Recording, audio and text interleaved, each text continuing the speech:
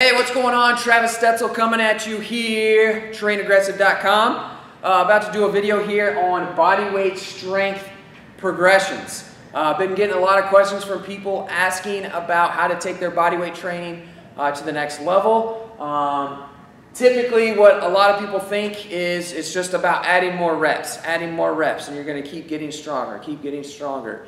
And while that will get you better overall, there are a lot of different ways that we can increase the difficulty, increase the progressions of your body weight strength. And I wanted to go through each one of those points here to give you some different ideas on how to take your body weight strength to the next level. So let's go ahead and dig in. With the first one is the most common, which is going to be to increase your reps and sets. So let's say just taking push-ups for example. If you're just starting out, you're getting to the point where 3 sets of 10 push-ups are getting pretty easy. So you're able to consistently maintain good form and technique for all 3 sets. So your next progression to that is to either increase the reps, so maybe we stay at the same amount of sets, so 3 sets of 15 reps, or we go 4 sets of 10,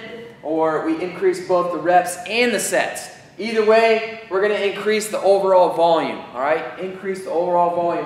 And the main thing we need to focus in on there is consistency with your form and technique, all right? And with everything else I talk about, obviously, increasing your overall volume can be applied to any of these other methods here. So that's the first one. Number 2 is going to be with increasing your movement difficulty. All right, and I always recommend sticking with number 1 first in regards to progressing.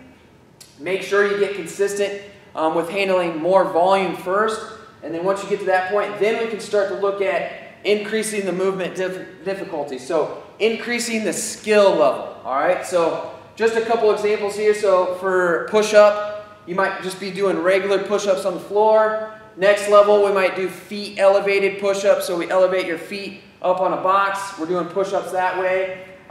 Next progression would be like a ring push-up. So now we're messing with the stability a little bit, requiring more control, more skill. And then obviously, if we progress ahead from there, we can go into a single arm push-up.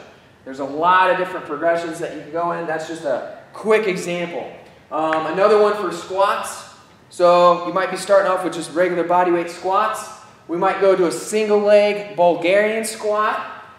Could do some step-ups, single leg step-ups, assisted pistol squats, and then your top level would be unassisted pistol squat, which would obviously be a higher skilled movement progression. So that's the number 2 thing, is increasing the difficulty of the movement. Number 3 is to decrease movement speed. So this is something else that you can mess with your progression. So with this, we're going to be looking to increase power, increase control, and then again, increasing overall skill. So a couple different examples. So we can slow down either the eccentric phase of your movement or the concentric phase. So now you can start doing kind of timed reps. So for example, on a push-up, instead of just doing a normal push-up, so quick down, quick up, you could do like a 3-second eccentric for your push-up, maybe pause in the bottom of your push-up and then drive up fast, or you can go 3 seconds down, 3-second pause in the middle, 3 seconds up. And I'll tell you what, if you've never done like slow eccentric, slow concentric sets, a simple set of 10 push-ups could be a whole different ball game, especially if you're increasing the time under tension for each rep. So that can definitely change the game. That's another way to progress things. So that can be applied to any movement. So whether that be just slow squats, slow push-ups,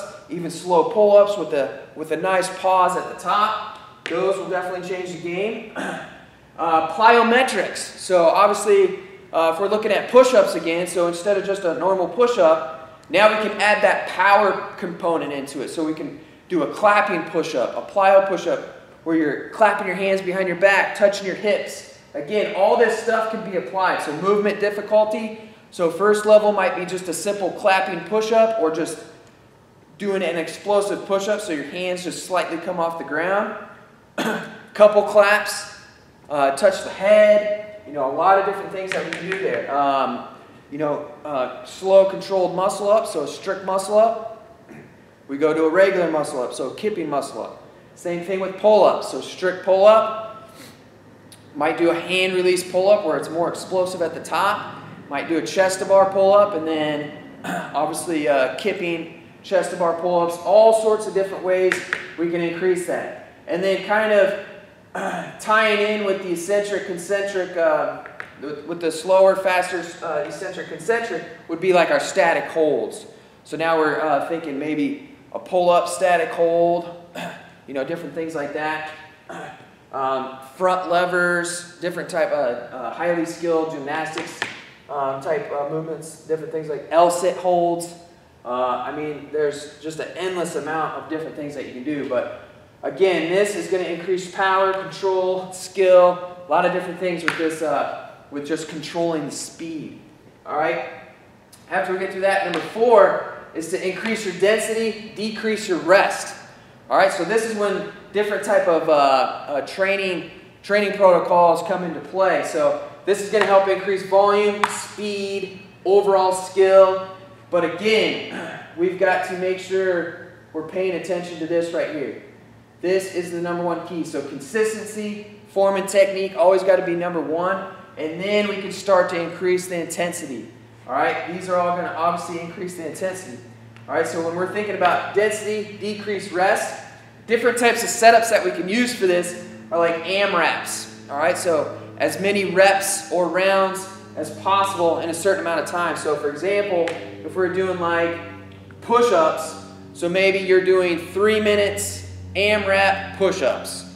All right, so let's say you get 60 push-ups in 3 minutes. All right, the way to progress that, you do the same amount of time, so 3 minutes, maybe a week later, a couple weeks later, and then you try to get more reps. If you do that, obviously you're increasing the volume with the same amount of time.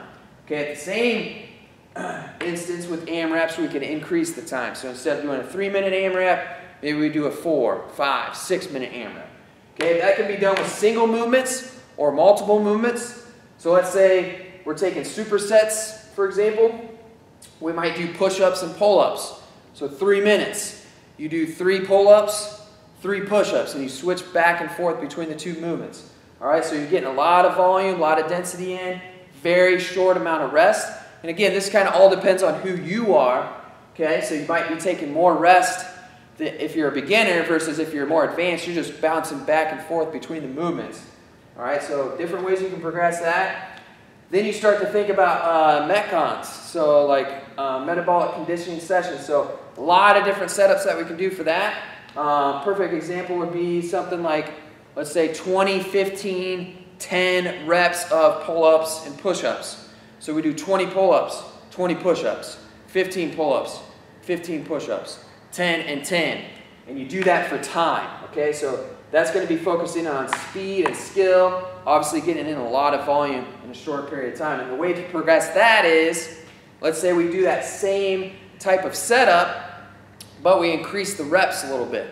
All right, so maybe we do 25, 20, 15, 10, and so on and so forth. So you're looking to do the same type setup, but doing it faster. So that's another way to progress it. And to make sure that you're going faster, you're improving your skill, okay? Supersets, I kind of mentioned already with our AMRAPs. So a great way to increase density, decrease rest is to do supersets. So you're just bouncing between 2 movements. Maybe you have a set amount of reps or rest between the 2 movements. So let's say we're going to do 10 push-ups. We'll rest 30 seconds.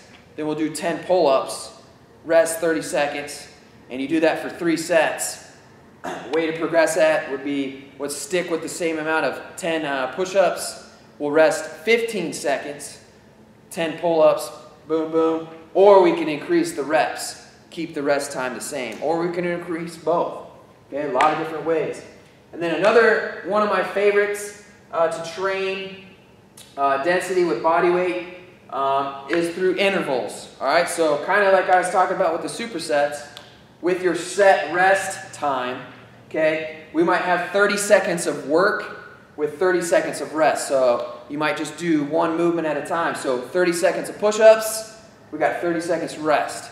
You can either do that with a single movement, we can do it with 2 movements, 3, 4, 5, you can do it at 10. Doesn't matter. You can use different setups, and the way to progress that would be, so rest to work ratio here, or work to rest ratio, 30 seconds on, 30 seconds off. We progress that, 40 seconds on, 20 seconds off. Another progression, 50 seconds on, 10 seconds off. And very common interval everybody knows about, Tabatas. That's another way we can use that. But there you have it, 4 different methods to increase your progression on your strength movements, specifically with body weight. This can be applied to all sorts of different training, not just body weight, but these are my favorite ways to increase body weight strength progressions. So put those to good use. Drop your comments, thoughts below. And as always, always going 110% ham. Live and train aggressive. Travis, I'm out.